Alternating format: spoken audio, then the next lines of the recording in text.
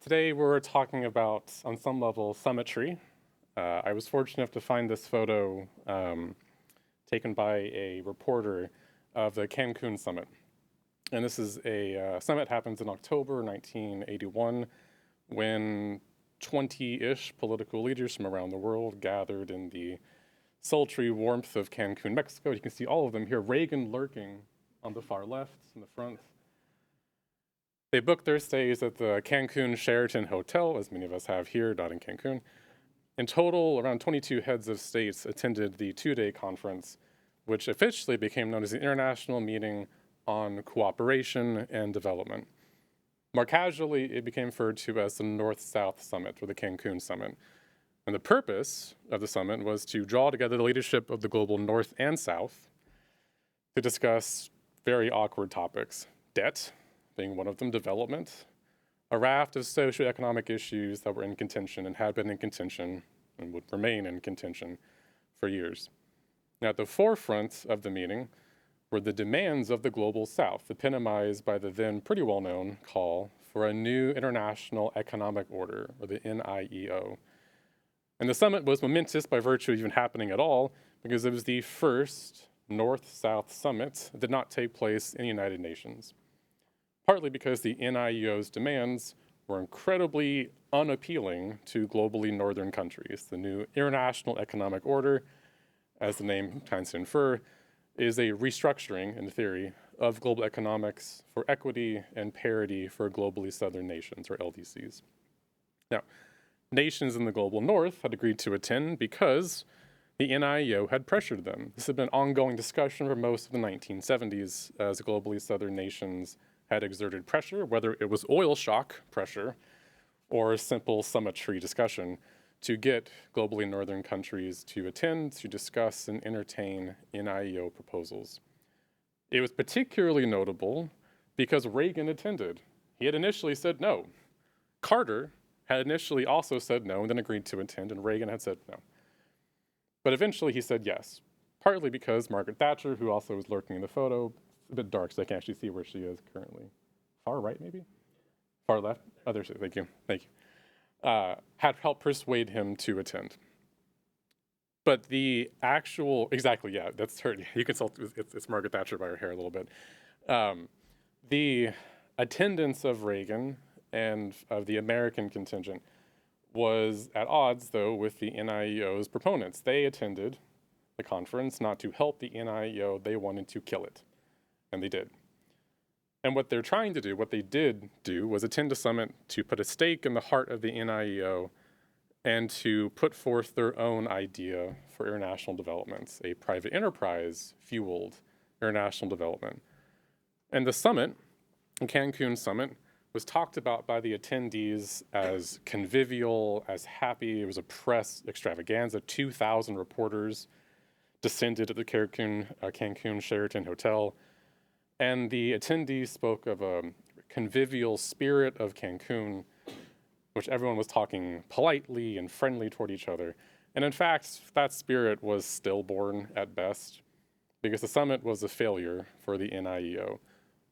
A success for Reagan and Thatcher, who admitted as much in her memoirs. She talked about very openly how bored she was at the summit and how enthused she was that they had actually said no to most of the proposals of the global South. For her, that was the win. For Reagan, that was the win.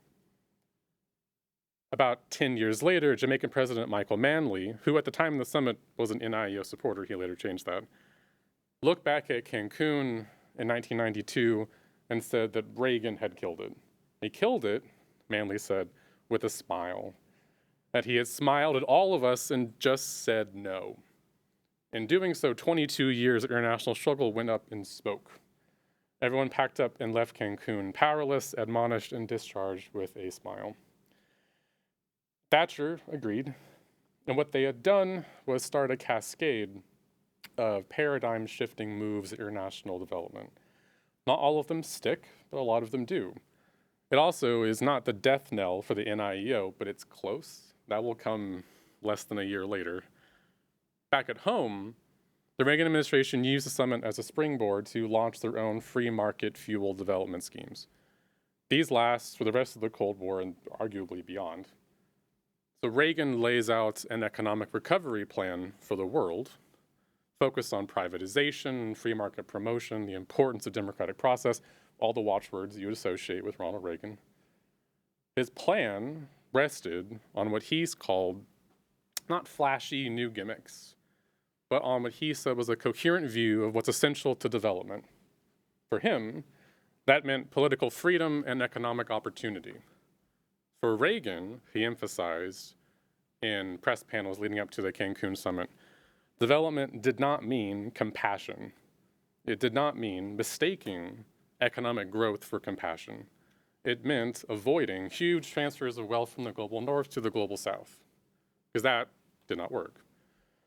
Instead, it's supposed to be a transformative kind of process. And so what happens after Cancun, after the NIEO was dismissed, at least in theory, is that USAID, our International Development Agency, is restructured.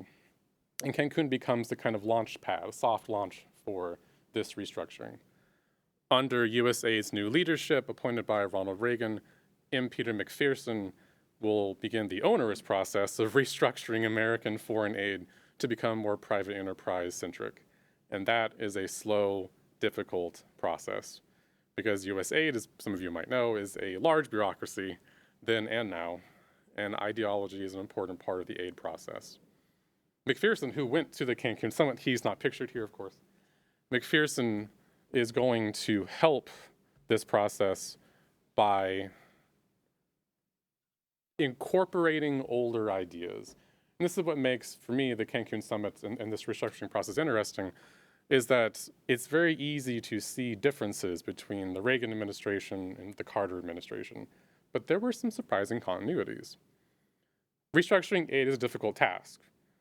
Transforming it is going to be an even harder one, but they were aided in this by an economic disaster, alluded to by the opening presentation, and this is the global debt crisis of the 1980s. Less than a year after the Cancun summit, Mexico defaulted on its sovereign debt. This kicks off a cascade of countries defaulting on their debt. For the next 3 or 4 years and the rest of the decade is structured heavily on helping these mostly globally southern countries fix their debt and improve their economies. And yes, the 1980s were rife with changes to the global economy. None of these changes were what the NIEO wanted, but there were many, many of those changes. There's a kind of irony to this that links to development, which is that a lot of the debt incurred by these countries was taken on as part of development projects. In the 1970s, the World Bank, then under the leadership of Robert McNamara, had pushed loans on globally southern countries to encourage development, to help grow economies. Most of these were keyed into a development ideology called basic needs, or basic human needs. And it was the watchword for development in the 1970s. It focused, and still focuses on, basic needs. Water, food, shelter, education. If you address the most critical aspects of a human life, you can then encourage them to actually get jobs in the future. You need to be alive to have, to work. But basic needs is set on floors of existence, not on aspirational highs. And so basic needs, debatably successful, is not a wild increase in LDC economic power. Problem is that these loans are expensive. And by the 1980s, many of the basic needs promotion loans had become problematic, a lodestone around the necks of many globally southern countries. So that's the environment that the Reagan administration is trying to change, both the nature of development and how it works, and the idea and the practice, which is a lot. Basic needs are the scaffolding of America's foreign aid program by 1980. And so you would assume that this is going to be difficult. You're taking apart a building, right, from the beams up. The issue, or maybe even a positive one for Reagan, is that basic needs were disliked by a lot of people. Globally southern countries thought they were insufficient, at worst, willfully negligent for providing aid. Fiscal conservatives at home didn't think basic needs targeted the right metrics for development. And so what do is you chuck everything out the window, you would assume, and do a new project. But in truth, McPherson's US aid kept most of the basic need paradigms, which is weird. This is one of the unique or only parts of the Reagan-Carter transition where there was a lot of continuity, where McPherson's US aid rewrote basic needs as an ideology into American foreign aid. They kept it, mostly. And that was intentional. Rather than dissolving it, McPherson subsumed basic needs into the Reagan administration's new foreign aid paradigm. So while there are projects, many of them, that focus on private enterprise, they also focus on private enterprise in food, water, shelter, and education. And that was kind of unexpected. So while the NIEO was unraveling in the face of the debt crisis, which smarter people than me will talk about later in the panel, as well as the changes the international economy brought on by the Reagan administration, using the International Monetary Fund, the World Bank, the basic needs paradigm of the 70s continues. So, Christian, you ask, as you're still waking up and still digesting your food from breakfast, why do I care about this? There's a practical purpose to this, which is that basic needs and American foreign aid are the one-to-one relationship how America interacts with a lot of globally southern countries. US aid itself becomes tethered to the structural adjustment programs that the IMF and the World Bank enacted. Aid becomes a way to encourage liberalization for economic conditions within host countries. And in some cases, many cases, this is a carrot and a stick. Now, where you fall on your political spectrum is how you define the carrot or the stick here, whether it's good or bad. In Africa, for example, one of the then largest targets for development, US aid pushed Cameroon to adopt austerity programs to lower spending, cut subsidies and fertilizers to encourage private economic growth. Makes sense. It's a very Reagan-sounding thing, right? Policy reforms by US aid were used persuasively in this same kind of circumstance to help Reagan in one-to-one meetings with the Cameroonian president. These are very typical sounding Reaganite ideas. In Kenya, privatized bank reforms, open loan programs for small businesses that US aid picked and funded. It works. US aid incentivized and pressured host nations to adopt liberalized economic reforms very openly. While we tend to associate structural adjustment with the World Bank or other major lending institutions, US aid is sitting right in the middle of this as well. Maybe even more so, because they're kind of not press ganged, but they're roped into it. Voluntarily, of course. No one's resisting this. The agency's leadership will threaten host countries to reduce aid if they don't adopt liberalized reforms, if they backslide. And they say this quite openly. We remember, one US aid official will say at a bank meeting, we remember when a country like Bangladesh has adopted economic reforms like privatization, we remember when it comes to funding. The threat is pretty implicit. You can argue that it's a good threat, right, depending on how you view this. But it's still a very, you need to do what we're saying. And that's the point of structural adjustment. It forces reform, whether you want it or not. And US aid becomes roped into this. But privatization is not a perfect process.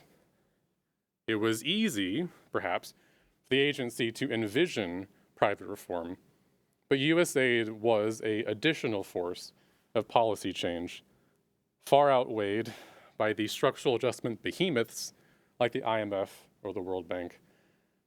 In Thailand, for instance, the World Bank had a $400 million budget.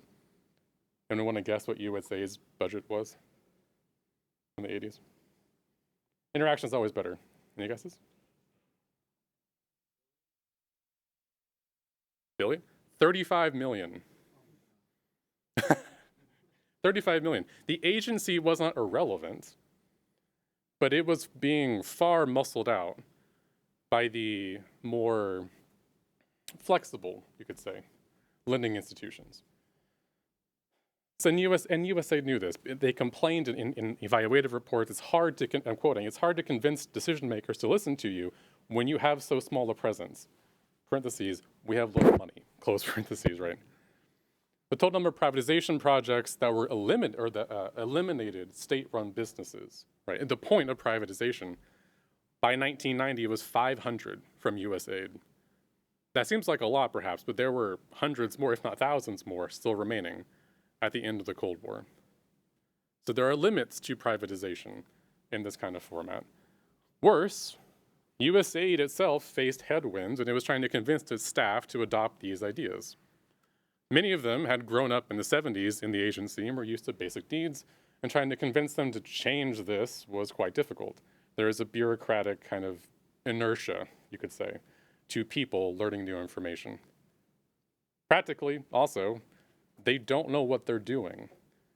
USAID agents on the ground were suddenly forced to tell people in countries like Kenya how to run a stock market. They did not have training on how to do this. If I asked you how to do day trading, you probably could not tell me how to effectively do that.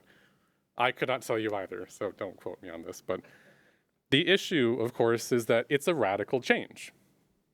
A good change, you can argue, but a radical one. And the agency was, and like any human agency, was not prepared to fully undertake this. Sometimes these projects just don't work. The mixture of basic needs, a fairly liberal, you could argue, kind of development policy, and private enterprise did not always mix well. It was an oil and water kind of situation. So when USAID privatized healthcare clinics, for example, in Ecuador, it worked for a few months, and then local people were too poor to actually afford private clinics, so the clinics shut down. And that, of course, was the end of that project. In the words of one USAID staffer, I have no problem designing a basic needs project targeting nutrition or shelter, but it's damn hard to design a private sector project that targets basic human needs. And there's a kind of strange feedback loop here of how do you marry these two Frankensteinian kind of things. Ultimately, to me, I think my time is running short. To me, what's interesting is that the image we have in our head of the Reagan administration as it moves from the 70s into the 80s is one of sharp change. In truth, there was continuity. Now, not always in ways that we think. The Cancun summit being a kind of crossroads, if you want to think of it that way.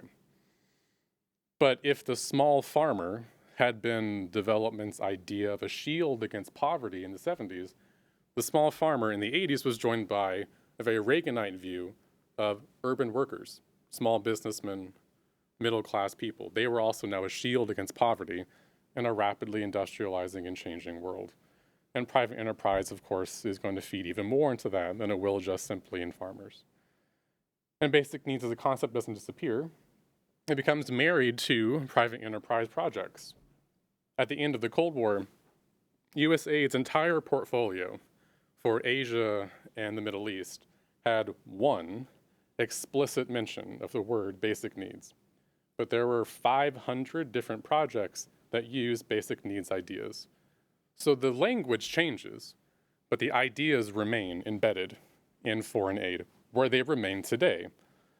By USAID's own admission, basic needs is still at the heart of America's foreign aid program, as is private enterprise, in different forms 30 years later, but the heart of it is still the same.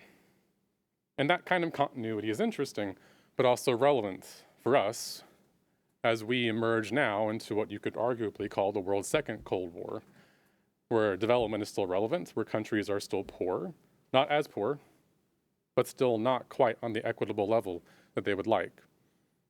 And so if we want to encourage market liberalization within reason, then looking at the lessons of the recent past can offer some answers on how to do so effectively and problems to avoid. I'm very honored to have Henry now as a discussant for this panel, since he has been a witness of what I'm going to talk to you about, and I hope he's going to agree with my assessment of American-German relations in the early 1980s. On 19 June 1981, Ronald Reagan met the German Federal Chancellor Helmut Schmidt in the margin of the summit of the Group of Seven held in Canada. Reagan stated that he wanted the G7 to send a message of optimism to the rest of the world. The German social democratic leaders rejected this idea. the high US interest rates were slowing down the world economy. Millions of people were losing their jobs, and protectionist pressure were growing all around the world. An optimistic declaration would add insult to injury. Western European leaders would not condone a declaration legitimizing the American strategy to revive economic growth. Schmidt warned that the neoliberal experiment of Margaret Thatcher was leading nowhere. By then, the UK was facing major urban riots. Schmidt warned that if Reagan followed the same path, the Western world could face a major surge of social unrest. Instead of addressing Schmidt's concern about the ability of NATO countries to pursue the arms race with the Soviet Union if the economy was crippled, Reagan told him one of his stories. A psychologist made an experiment with two children, a pessimist one and an optimist one. He put the pessimist child in a room full of toys and the optimist in a room full with manure. When he came back 2 hours later to observe their behavior, he found the pessimist child crying because he was afraid of breaking the toys, while the optimist was happily digging in the manure to find the pony. And the meeting ended there.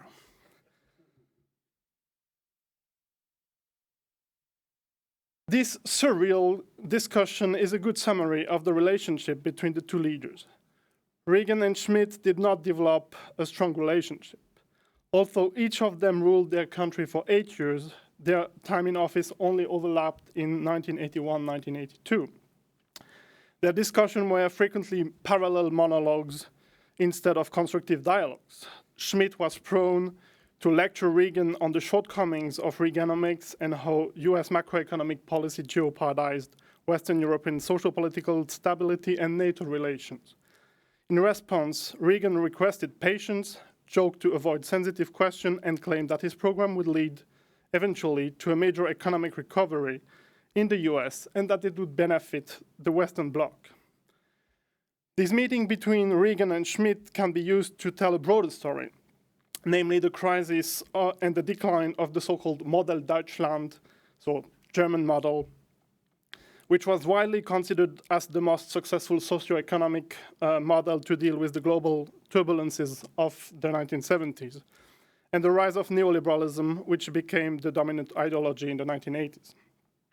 More exactly, my argument is that Reaganomics, or more precisely the recession that was triggered in 1981-1982, inadvertently accelerated the crisis of Model Deutschland. So let me briefly examine these two models analytically. So Model Deutschland was originally a political slogan used by Schmidt for his re-election in 1976 to describe the policy mix implemented by his coalition between the Social Democratic Party and the Liberal Party that was ruling Germany since 1969. In short, it was the social liberal vision of the social market economy developed by the CDU, like the Conservative Party in Germany, during the early post-war period. It relied on 5 main elements. So a conservative fiscal and monetary policy in order to maintain a very low inflation rate. Secondly, the state pursued what is called Ordnungspolitik to maintain competition in the domestic market. Thirdly, Strukturpolitik included microeconomic measures facilitating economic adjustment and optimizing the functioning of the supply side. The fourth element was neocorporatism. Trade unions were politically and economically integrated in order to reduce class struggle, and multiple tripartite forums between the government, business, and union were organized, were created to facilitate the economic management of Germany. Finally, a strong welfare state helped to reduce inequalities, maintain discipline among the workforce, and limit social discontent created by economic transformations. So while Model Deutschland and the US neoliberal model had similar objectives regarding macroeconomic performances and competitiveness, They were clearly opposed on other issues. Deeply marked by the experience of the interwar period, German policymakers thought that citizens do not naturally support economic and political liberal regimes and may abandon democracy and capitalism in times of crisis.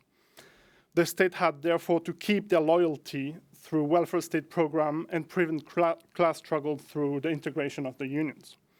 That is, of course, a major difference with the US neoliberal model, which considered the welfare state and the trade unions as factor disrupting the free market and making capitalism less efficient.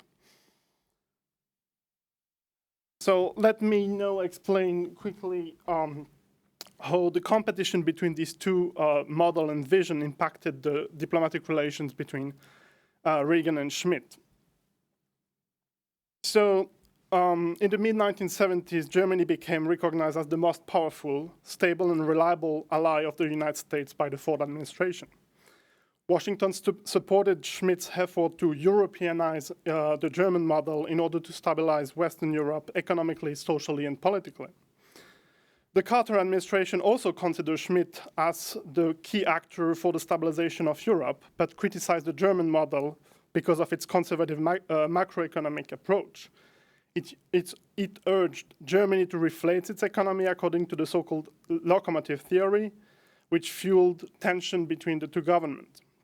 The relationship between Carter and Schmidt was notoriously bad, and the social democratic Schmidt was certainly not unhappy with the election of the conservative Ronald Reagan. This enthusiasm did not last long. In the days following the presentation of Reagan's economic program in February 1981, Schmidt and his closest advisor anticipated that the strategy would not work, as announced by the US administration. They predicted that the tax cuts could only be financed with high interest rates to attract foreign capital to the US. This would trigger recession and jeopardize industrial investment in Europe, increase unemployment and fuel social tension in Germany, and eventually threaten the social economic model. Throughout the spring of 1981, Schmidt and senior German officials unsuccessfully used bilateral and multilateral forums to urge Ronald Reagan to reconsider his economic policy. In autumn 1981, Bonn realized that part of the administration welcomed the recession, especially the monetarist economists, as a way to kill inflation. Accordingly, Schmidt adopted a fear-mongering rhetoric, warning that the recession could evolve into a depression as serious as the one of the 1930s, and that it would endanger the balance of power between the Eastern Bloc and the Western Bloc. However, these arguments were frequently excessively pessimistic to be taken at face value, and US officials understood that Schmidt's pessimism was fueled by growing domestic problems. Indeed, the recession fueled tension between the Social Democratic Party, which requested additional spending to deal with the recession, according to like a Keynesian approach, and the Liberal Party, which advocated more and more clearly a neoliberal approach. In early 1982, Schmidt discussed some plans with the French government in order to reduce European dependence on the international capital market in order to protect the European economy from the high US interest rate. But Margaret Thatcher killed the project. Similarly, effort to build a united front to press Ronald Reagan failed. Western European leaders agreed that Reaganomics was a problem for their own economy, but they also failed to agree on an alternative to be collectively promoted. So, crippled by domestic problems, Schmidt's government collapsed in October 1982 as the Liberal Party adopted a neoliberal program and left the government. Model Deutschland has successfully weathered the recession of 1974-1975, but really revealed its shortcoming during the second recession of 1981-1982. In contrast, in late 1982, many in the U.S. administration had lost faith in the ability of Reagan's economic policy to recover from the recession and produce a long-term recovery. Stubbornly optimistic, Reagan refused to give up. This position paid off with the spectral recovery of 1983. Reagan was portrayed as a leader of vision, and the balance of power within the G7 shifted. Isolated and defensive during the first summits, Reagan became more confident, and US officials could question whether European policy were right, since the US economy was booming while Europe was still struggling. Western Europe never fully accepted the neoliberal agenda, but the fall of model Deutschland and the trouble experienced by Mitterrand in France deprived them from a credible political alternative. So as a conclusion, eventually both Schmidt's pessimism and Reagan optimism proved to be grounded, depended on the timeline and on the perspective.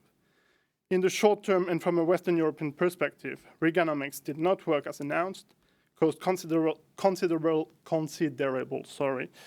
harm in Western Europe, and accelerated the collapse of the German government.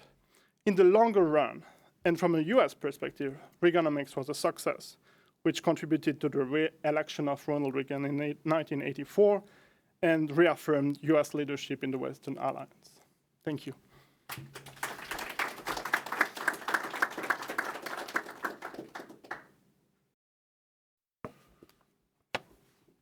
It's nice to stand behind something that looks like a presidential podium.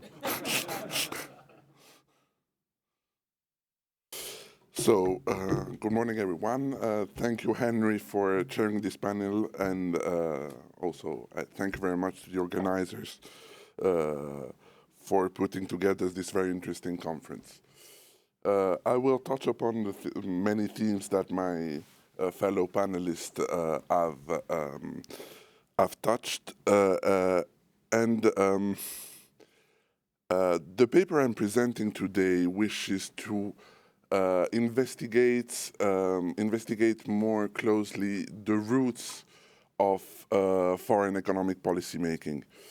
In particular, complementing the ideological narrative, which focuses on neoliberalism, with the investigation about more concrete political objectives that the US administration and Western government pursued in the early 80s, in particular in the response to the international debt crisis between 1982 and 1984. The so-called debt strategy that was devised in the fall of 1982 and early 1983 to respond to the insolvency and liquidity crisis of many Latin American and broader LDCs consisted in 5 main elements. First, economic recovery in the West, the centrality of the IMF, adjustment by the indebted countries, flexible case-by-case support by the creditor governments, and sustaining bank lending. These elements were consistent with Ronald Reagan's neoliberal agenda, as we discussed and Harry pointed out it in our exchanges before the conference. The IMF conditionality was a valuable instrument to spread market virtues abroad. Yet, in the paper, I argued that this strategy also responded to more concrete political and economic objectives. 3 of them. The first one was to prevent a banking crisis. The US could not allow the indebted countries to default on their commercial debt, as it would have led the banks into difficulties.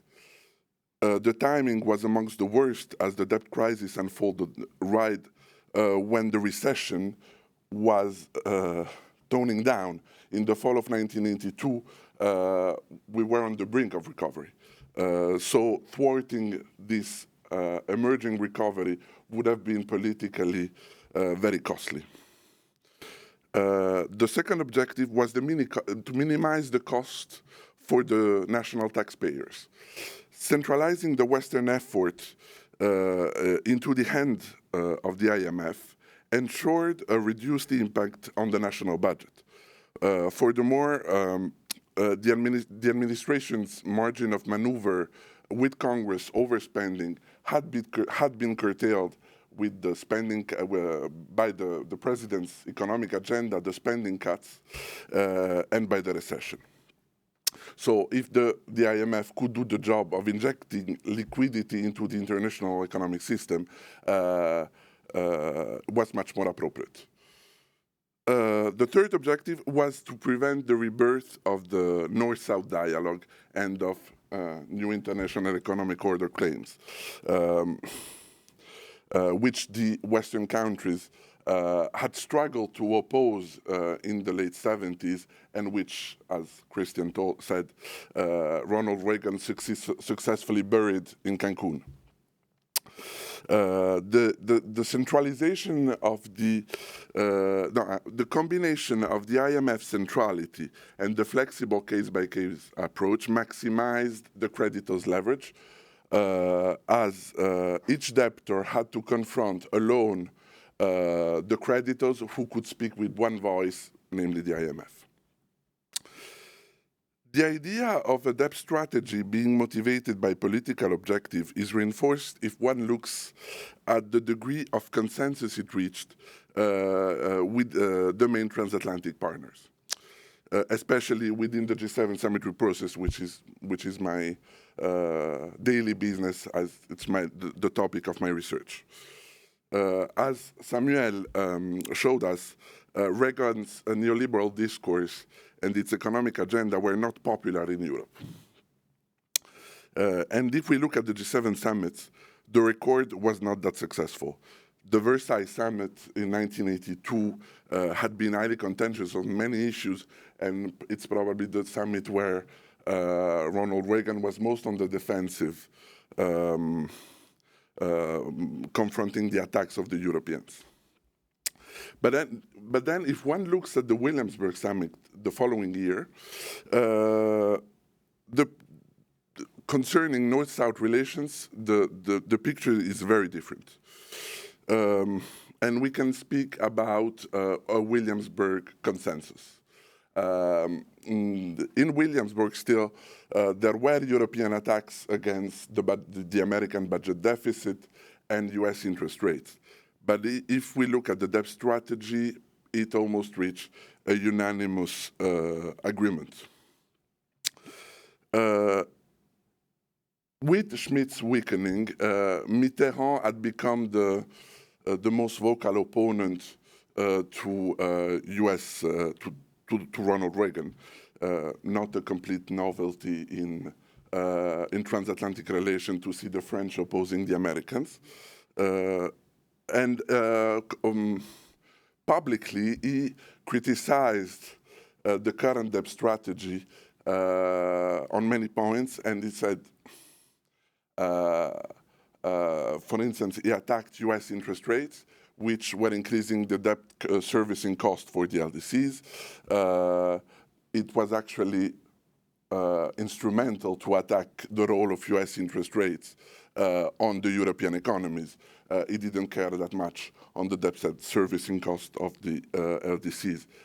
He also attacked the US on the concessional aid flows, but there again, it was a tactical move, as France had strong interest with many LDCs, especially in Africa, and wanted to be seen as battling hard for their interests. But in the end, it was perfectly satisfied with the American reluctance to increase concessional aids and transfer to the LDCs, as it was not ready to invest in that. Despite this apparently diverging rhetoric, why was that consensus possible over the debt strategy? And the idea I argue in the paper that all the leading Western countries shared the same political objectives. All wanted to prevent a banking crisis, which would have had negative implication on the economic recovery for everyone. All did not want to spend more than was strictly necessary. as all faced budget constraints, and all did not want to re-enter a bloc against bloc logic with the LDCs, which could be very costly in terms of commodity supply and the instability of the international economic system. Speaking about the risk of a bloc logic, the 1984 London summit, G7 summit, appears critical to understand this dimension. By 1984, the Williamsburg debt strategy had shown some limits, and the LDC's indebtedness persisted as a problem. While the IMF-induced adjustment proved to be very painful for several LDCs. In the spring of 1984, several debtors, which had been divided up to that point, gave signs about their intention to reunite in a debtors cartel, a very serious challenge to the Western countries' interest. The seven used the London summit to launch a positive message to the debtors and prevent an escalation in the North-South relations. There again, the G7 participants removed from the table all the possible contentious issues that could display divisions and reinforced their unity. There are some also who argues that the Europeans, acknowledging the solid lead in the polls of Ronald Reagan, wanted to make his life easier in terms of foreign economic policy, and the transatlantic unity and the successful summit could have been useful. I would like to say one last thing about Reagan and political tactics with Congress. In 1983, attributing a central role to the IMF required expanding its resources. Such a move was unpopular domestically, especially with Congress, who saw the IMF interventions as a way, this disguised way to bail out the banks who had lent excessively in the 70s. Or has some Congress, I don't have the quote, the origin of the quote, but they said many congressmen, it was throwing good money after bad. And Reagan acknowledged this domestic opposition, and that is why the administration battled fiercely in the international negotiation that decided the increase of IMF resources, because the administration wanted to be perceived as seeking to minimize the concessions that were demanded either by the Europeans or the debtors. With the numbers settled, Reagan then supported the IMF bill with all the White House political weight and skillfully used the Williamsburg endorsement of the debt strategy to forge a domestic consensus. In conclusion, the elements I would like to underline is the first is that the transatlantic division over international economic policy were real as far as the relationship between industrial countries mattered.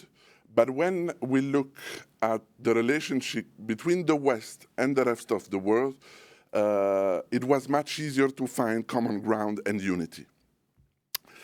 The second element is that the paper wants to nuance the critique against US unilateralism as the debt strategy reached a really solid consensus within the West. And eventually,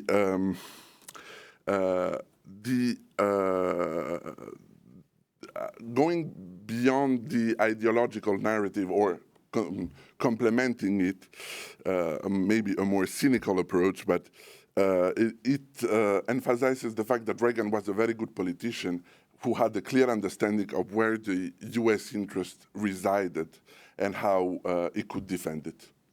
Thank you.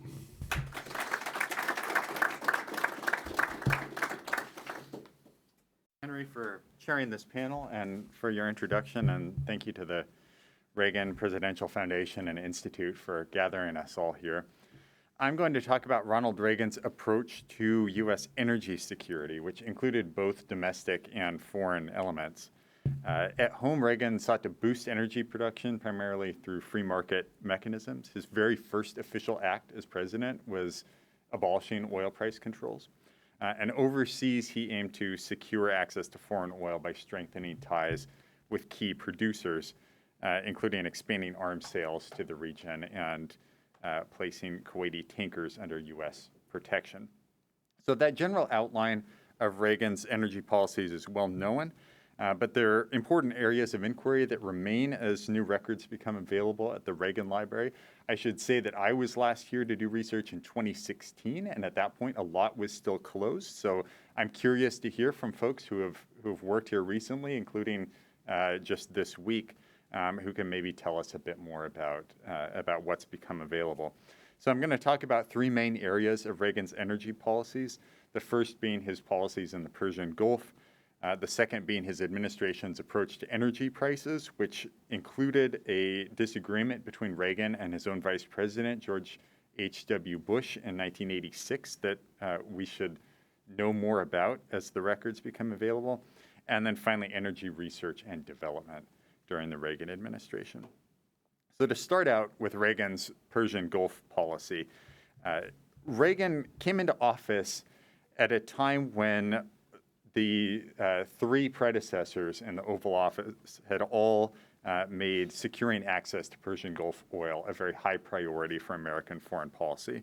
That was prompted by the high oil prices of the 70s, by the Arab embargo of 73, and by the fall of the Shah and the Soviet invasion of Afghanistan in 1979 that raised fears that Western consumers might lose access to Gulf oil. So that all culminated in 1980 with the Carter Doctrine, where Jimmy Carter said that the United States would respond to threats to the Persian Gulf by any means necessary, including military force. When he took office, Reagan reaffirmed and deepened that U.S. commitment to the Gulf, and especially to Saudi Arabia.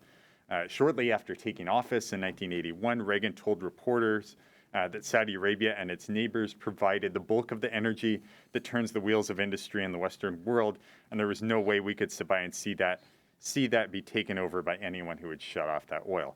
Reagan also declared, "We will not permit Saudi Arabia to be in Iran," which was interpreted to mean that the United States would defend the Saudi monarchy against internal threats of revolution. The communist William Safire named that the Reagan corollary to the Carter Doctrine.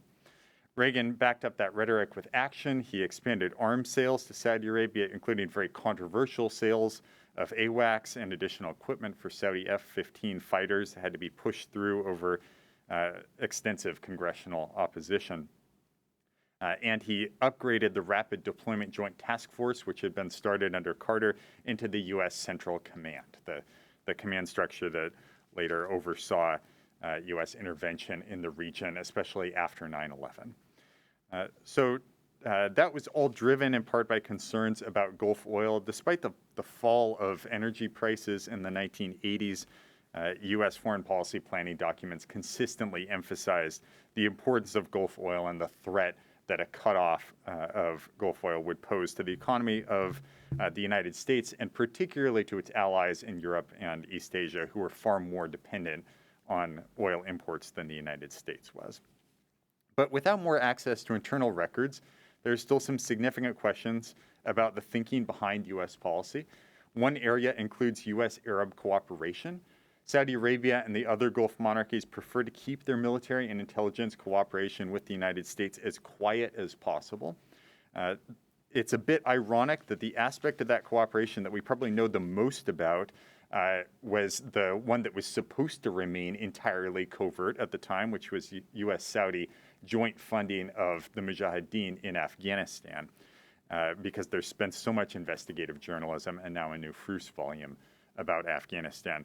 But research into other kinds of cooperation, including measures to contain Iran, joint war planning, and the military infrastructure that would later make Operation Desert Storm possible, that's all been hindered by the continued classification of many of the relevant primary sources. It would be helpful to know more about U.S.-Soviet conflict in the Gulf? Did the Reagan administration fear a direct Soviet attack, as in Afghanistan? Did they fear action by Soviet regional proxies? And as U.S.-Soviet tensions eased during Reagan's second term, how much did that change the administration's view of the strategic landscape in the region? We would also do well to learn more about U.S.-Iranian conflict in the Gulf. Did Iran supplant the Soviet Union as the main perceived adversary in the region in the eyes of Reagan administration policymakers? And if so, when? Did they worry about an Iranian victory in the Iran-Iraq War? Did they worry about a direct Iranian attack on the Arab states of the Gulf, Iranian-sponsored terrorism in the region, and an attack on oil shipping lanes? All of the above. We did hear about one of these scenarios in the previous panel from Grace Easterly from UConn, who told us about the tanker war and the reflagging of Kuwaiti tankers. So we know that that was the scenario that actually resulted in direct clashes between the United States and Iranian military forces. But I think we still have a lot to learn about what sort of threat scenarios did the Reagan administration have in mind in their military planning in the region. And then finally, defending Gulf regimes from internal threats. Was the Reagan corollary an offhand remark or a deliberate policy statement? How much was it backed up by serious, detailed policy planning? And if it was, how was it supposed to be put into effect? It was very difficult to defend Saudi Arabia and all other Gulf states from internal threats. If the Shah, with all of his American military support, had fallen to an internal revolution, what kind of policy tools did Reagan have to try to defend the Saudi monarchy from similar kinds of threats? Even suggesting that the United States would back regimes in the region against their own people could be counterproductive. It could heighten perceptions that they were merely American puppets. So I know from working in the Carter Library that when militants seized the Grand Mosque in Mecca in 1979, the Carter administration was briefly afraid that it was the beginning of a general uprising in Saudi Arabia and the monarchy might fall, but they had very little idea about what to do about it. They rushed a shipment of riot control equipment to Saudi Arabia. Otherwise, they had almost no policy ideas and had to sit back and watch it happen. So did the Reagan administration have a more concrete set of proposals for dealing with internal disorder in Saudi Arabia and the other Gulf states? I don't think we know yet. All right, a second topic that I'll talk about more briefly is oil prices.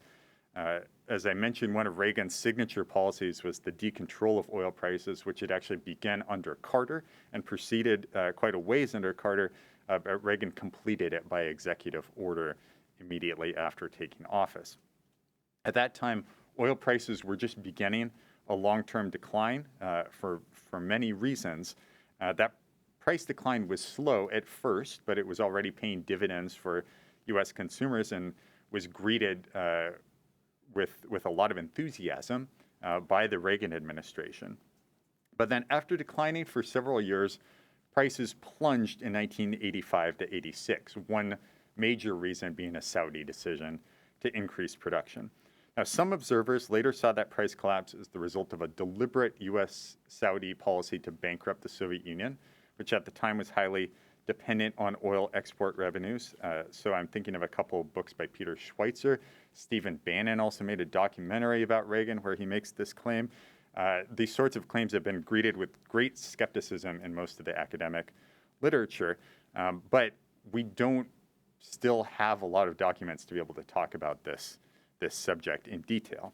I will say, though, that at the time, Reagan did not portray the price collapse as the product of a U.S.-Saudi design. He portrayed it as the natural result of market forces. There were members of his administration who were not so enthusiastic, though. His own Secretary of Energy, John Harrington, decried the impact on the domestic American oil industry from the plunge in oil prices. The most prominent dissenter of all was George H.W. Bush, who shortly before he left for a diplomatic trip to the Persian Gulf in spring 1986, said the oil price decline threatened U.S. interests and suggested that he would talk to the Saudi leadership about stabilizing the oil price and maybe getting it back up. Other members of the administration swiftly distanced themselves from Bush's remark. Anonymously speaking to reporters, they said he had just committed a gaffe and exceeded his brief.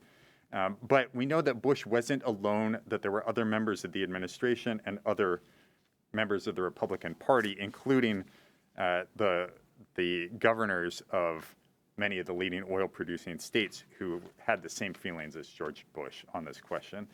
So I think it would be useful to know quite a bit more about the Reagan administration's response to the 1985 to 86 price collapse. What kind of internal debates did they have, since there seemed to be disagreement within the Reagan administration and more broadly within the Republican Party? Who within the administration thought prices had fallen too far and who welcomed further price declines? And did Reagan himself have to intervene to resolve this internal debate? And then finally, I'll talk very briefly about energy research and development. Reagan came to office after a period when all three presidents, Republican and Democrat of the 1970s, believed that the long-term solution to the energy crisis had to be greater energy independence and reducing American demand for imported oil. And they were willing to spend a lot of money on research and development to bring that date forward. So this is Richard Nixon's Project Independence, continued by Gerald Ford. It's Jimmy Carter's creation of the Department of Energy as the main agency to oversee the development of new energy sources. Now, if there's one thing that many people know about this transition, it's that Jimmy Carter put solar panels, solar water heating panels, specifically on the roof of the White House, as part of the push for new renewable energy sources, and Reagan had them taken down in 1986. Reagan also dramatically cut the research and development budget of the Department of Energy for every sector other than nuclear, which he was still more enthusiastic about. But he did not eliminate the Department of Energy, despite promising to do so in the campaign. And that disappointed some members of his own administration, in particular David Stockman, the real budget hawk in his administration, was highly critical of the decision to keep the Department of Energy and portrayed it as just a surrender to the kind of usual way of doing business in Washington, D.C. So I think it would be useful to know more about the politics of the DOE's survival. Did the Reagan administration just decide to back down in the face of opposition, especially from Democrats in Congress? Did they think the cost wasn't worth the benefits? Did Reagan himself or anyone in the administration actually have a change of heart about keeping the DOE around? And although research into new energy sources, including renewable energy, was cut under the Reagan administration, it was not eliminated altogether. And some of those technologies did eventually pay off, some of those bets on new technology, even though it took many years. So it would be useful to know more about how those budgetary authorizations continued under Reagan. So I think we've got a lot more to learn. I think it's an exciting time to be working on Reagan's energy policies. And if any of you here have been looking into any of these questions, I would love to hear from you during Q&A. So thank you.